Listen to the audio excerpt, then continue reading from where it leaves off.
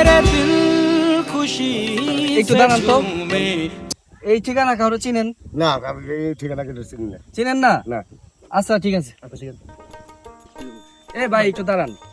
এই রহমান আলী পিতার নাম মজিদ, এই নামে কারো চিনেন? চিনি তো, বা- কামার থেকে উত্তর পাড়াবাড়ি।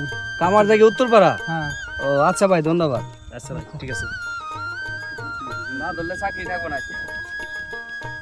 এ ভাই, এই রহমান নামে কারো চিনেন? কোন রহমান? ওই রহমান, ওনার পিতার নাম হলো আব্দুল মজিদ। ও চিনি তো, উনি তো ভালো লোক। ও আচ্ছা, তাহলে ভাই ওনার বাড়িটা কোন দিকে? ওই যে একবারে পরের বাড়ি। ও, আচ্ছা ধন্যবাদ। ঠিক আছে। এক আসামি ধরবে যে স্যার 12টা বেজে গেল আজকে।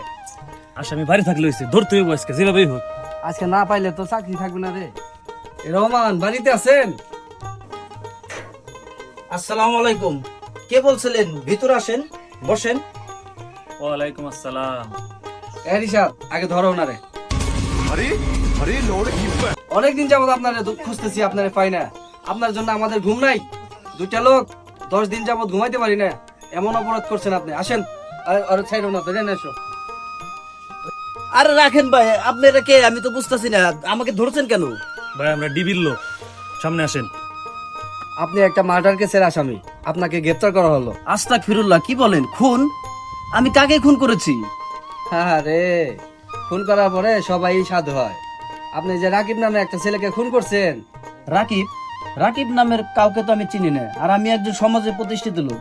কি প্রমাণ আছে আপনাদের কাছে? কি প্রমাণ আছে মানে? সমস্ত প্রমাণ আমাদের কাছে আছে। আপনাকে প্রমাণ ছাড়া কি ধরতে আসছি?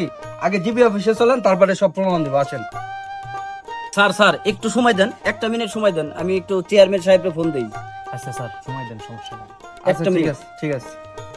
স্যার একটু হাতটা ছাড়েন, আমি একটু ফোন দিই। আচ্ছা ছাড়ো।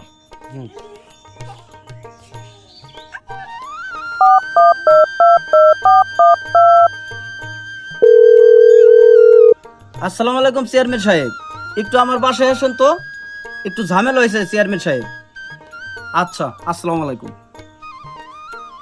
কি হয়েছে রহমান ভাই আপনার? চেয়ারম্যান সাহেব যে, কি অবস্থা আপনার? চেয়ারম্যান সাহেব দেখেন, ওই যে উনরা বলে ডিবির লোক, উনরা বলতাছে আমি নাকি একজনকে খুন করেছি। ভাইয়া, উনি আমাকে সমাজের সবচেয়ে একটা প্রতিষ্ঠিত লোক। কিছু মনে না করলো, হাতে একটু ছাড়েন, ব্যাপারটা বুঝতেছি। কিছু মনে না করলে। ছাড়ো। আচ্ছা ভাই, উনি যে খুন করেছে, আপনাদের কাছে কি খুব প্রমাণ আছে? চেয়ারম্যান সাহেব, আমরা তো প্রমাণ ছাড়া কাউকে ধরতে আসি নাই। আচ্ছা দেখেন তো, এই নাম্বারটা আপনার নাকি? জি, এটা তো আমারই নাম্বার। নাম্বারটা আমার, কিন্তু আমি এটা তো 3-4 মাস ধরে ব্যবহার করিনি, এটা তো হারাই গেছে। আপনার হারাই গেছে, কি হয়েছে এটা আমরা দেখবো না? আপনি চলেন, এত কিছু দেখার সময় নাই তো আপনাদের। আমরা আসছি, আপনি অপরাধী। আপনি অপরাধ না করলে আমরা আসতাম না। আর আমরা সব চেকিং করে আপনাকে ধরতে আসছি। 3-4 মাস আগে এই নাম্বার থেকে একটা মানুষ খুন হয়েছে। এই নাম্বার থেকে লাস্ট কল, ফার্স্ট কল, যত কল আছে এই নাম্বার থেকে হয়েছে। আপনি এখন বকবাজি করলে হবে? চলো, নিয়ে চলো। এই ভাই খারান খারান ভাই, আসলে উনি সমাজে অনেক প্রতিষ্ঠিত লোক, উনি এই ধরনের কাজ করতে পারে না। তারপর আপনারা বলতেছেন ভাই ওনাকে একটু ছেড়ে দেওয়া যায় না? তাহলে মনে করেন আমি এটা কোনো একটা ব্যবস্থা করে অনেক কাজ করতাম। ভাই, এগুলা কোনো ব্যবস্থার সময় নাই। এটা আমাদের হাতে কিছু নাই, এটা উপর থেকে অর্ডার আসছে, ওনাকে ধরে নিয়ে যাইতে হবে। আপনি যদি কিছু করতে চান, আপনি কোর্টে আসেন, কোর্টে আসার পর আপনি যা করার করেন, ঠিক আছে? আপনাকে সম্মান দিলাম, আপনি আসছেন, আমরা বসলাম, এরপরে আর কোনো কথা নাই। এই আসো। প্রিয় দর্শক, আপনাদের সচেতন করার জন্য এই ভিডিওটা করা হয়েছে। আপনাদের কেউ আরো যদি মোবাইল হারিয়ে যায়, সঙ্গে সঙ্গে সিমটা তুলে ফেলুন, অন্যথায় থানায় জিডি করুন। তাও যদি না পারেন, কোনো একটা মোবাইলের দোকানে যে এটার ওয়েবসাইট আছে, ওয়েবসাইট থেকে মোবাইল নাম্বারটা বন্ধ করুন। তাহলে আপনারাও এই রহমান সাহেবের মতো বিপদে পড়তে পারেন। সকলকে অসংখ্য ধন্যবাদ।